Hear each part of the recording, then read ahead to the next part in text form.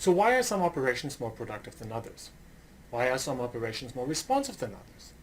To answer these questions, we have to go inside the business processes that make up for the operations. This is the purpose of this module, Process Analysis. In this module, we'll introduce the three most important performance measures of an operation, which are called flow rate, also known as the throughput, inventory, and flow time. To motivate these three performance measures and get some intuition on how process analysis works, I would like you to join me once again over to our local Subway restaurant and just see what's going on. We'll make ourselves comfortable outside the restaurant, and we'll just spend a couple of hours observing how people come in and out of the restaurant. Now we're here to learn, not to eat, and so I will not let you get inside the restaurant. Instead, I will give you an assignment. Keep track at what times the various customers arrive. Then try to draw the following graph. On the x-axis in this graph, you're going to plot the time.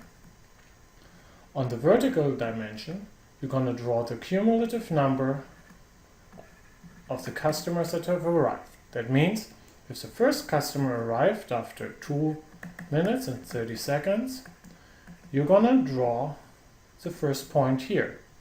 If the next customer came in a minute later, at 3 minutes 30, the second person has arrived, and you're going to plot another data point over here. So step by step, you're going to draw the times at which customers arrive, and then the number of the customer that just had arrived. This will create a graph that we can call the cumulative inflow of customers to the restaurant. I will do a similar exercise. I will draw a graph, but my time points are not based on the arrival of the customers, but based on their departure. So whenever there's a customer leaving, I'm going to draw a step up and keep track of the departure times. When we do this, we're going to get a graph that looks like the following. Now 25 minutes later, you and I will have collected the following data. I will show your graph and my graph on the same piece of paper. The information here looks like this. Remember, you were in charge of keeping track of the cumulative inflow of the customers here, while I was computing the cumulative outflow. You notice that our first customer came at roughly 30 seconds into it, and then stayed in the system for about a minute and a half, at which time the customer left again. That's when I grabbed the customer and made this person an outflow. If you look at our two graphs, you can see a couple of interesting things. The vertical distance between our graphs is the number of customers currently in the restaurant. These are customers that went in but have not yet come out of the restaurant. The horizontal difference between our lines is the amount of time the customer spent in the restaurant.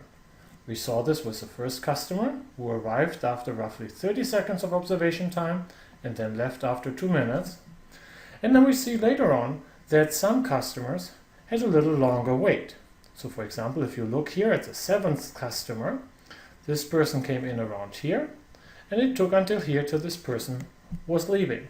This suggests that there was, beyond the activity times in the process, potentially a fair bit of waiting going on. Now, before we can do any process analysis, we first have to define what we want to analyze. We'll define the flow unit of the process as the atomic unit of analysis. In this case, we want to analyze the flow of customers. Note that we could also analyze other things in the process. For example, the flow of cheese, the flow of money, the flow of sandwiches, or other things. For this computation here, our flow unit is indeed the customer. We define the flow rate of the process, or also known as the throughput, as the number of flow units going through the process per unit of time. This is expressed in customers per unit of time. For example, customers per hour. It simply corresponded to the slope of the two lines that we've just been drawing as a cumulative inflow and a cumulative outflow. Second, we define the flow time as the time it takes a flow unit to go through the process. This was, as you recall, the horizontal difference between the inflow line and the outflow line. And third, we define the inventory as the number of flow units in the process at any given moment of time. This was the vertical distance between your line and my line. Given how important these three definitions are, let's practice them with 4 examples.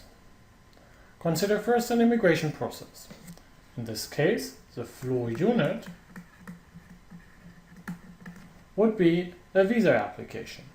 The flow rate would be the total number of visa applications that are either approved or rejected in a given period of time.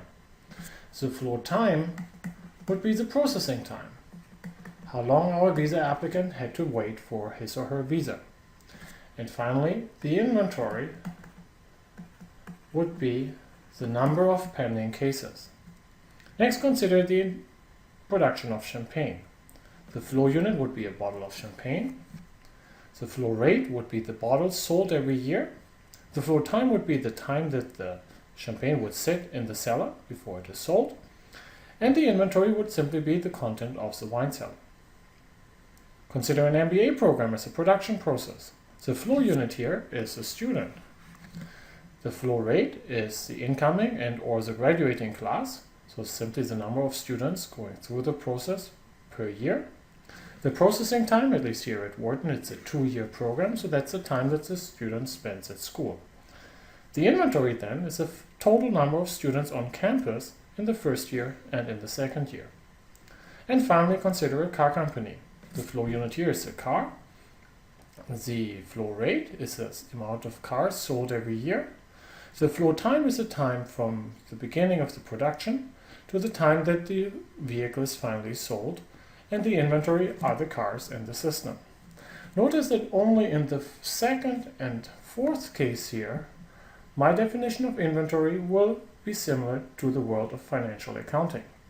In this case here, and in this case here, both the service settings, these are flow units that will never show up on the balance sheet of an organization.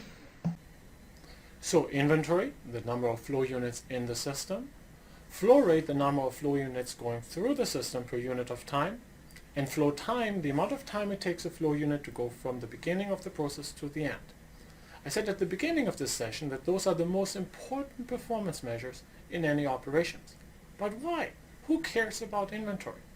Now let me give you some reasons to care about inventory.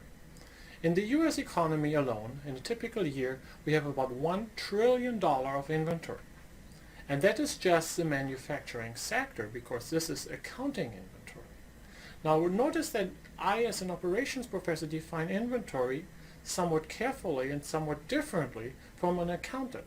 For me, a customer waiting for service in a hospital is inventory. You will not look at the balance sheet of a hospital and see the patients there listed as an asset. For me, these people are inventory. Inventory happens whenever you have mismatches between supply and demand. Now, my colleagues in an economics department, they kind of like to ignore the supply-demand mismatches. They take comfort in the notion of markets and that prices will adjust that once we have a mismatch between supply and demand. However, if you are sick and you're sitting in an emergency department, prices will not solve the problem. If you are hungry waiting for your lunch, this is not a matter of prices. For this reason, I argue that understanding inventory, flow rate, and flow time are indeed the most important issues, not just what we do in operations, but what we do in management in general. So keep those 3 measures in mind when next time you go through a process, be it as a tourist, as a person going for lunch, or when you have a chance to tour a factory, and always look for the 3 things: flow rate, inventory, and flow time.